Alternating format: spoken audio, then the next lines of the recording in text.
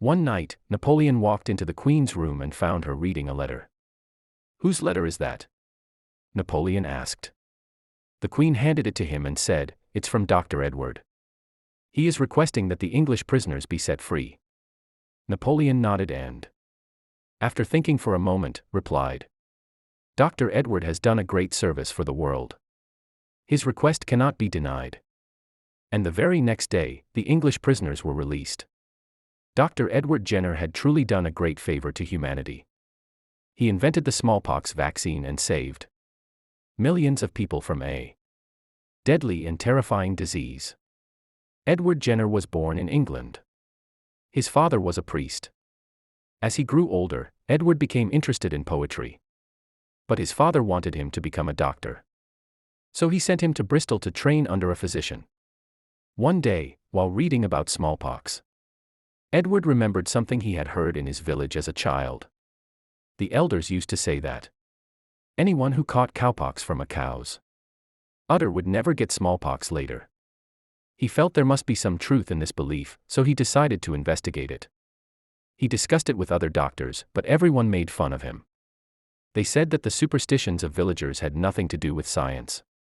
Still, Jenner was not satisfied and kept thinking. After finishing his training in Bristol, he moved to London and studied under the famous Dr. John Hunter. There he learned that in some Asian countries, people protected themselves from smallpox by inserting a tiny amount of smallpox material into their blood. They would get a very mild form of the disease, but afterwards they became immune. This confirmed Jenner's belief that the material from smallpox or cowpox could protect people. When Jenner passed his medical exams, Hunter advised him to return to his village, serve the people there, and use his free time to continue his experiments on smallpox. "In London you won't even find a cow," Hunter said. "How will you study the cowpox sores?" Jenner agreed and went back to his village. Years passed. With patience and determination, Jenner continued experimenting. After 20 years of hard work, he finally developed the smallpox vaccine. He first tested it on an 8-year-old boy named James Phillips. Jenner injected the boy with material from cowpox. A month and a half later, he injected him with smallpox material. People raised an outcry. Dr. Jenner is risking an innocent child's life. He is mixing superstition with science. He is interfering with nature. But Jenner had complete faith in his research. He knew the boy would not get smallpox. And he was right. The boy remained perfectly healthy. Next, Jenner gave the smallpox injection to a man who had never been vaccinated with cowpox. That man developed smallpox. Jenner's experiment was a success. Soon, the entire country was talking about his vaccine. The British Parliament awarded him £20,000. Oxford University gave him an honorary medical degree. His fame spread abroad.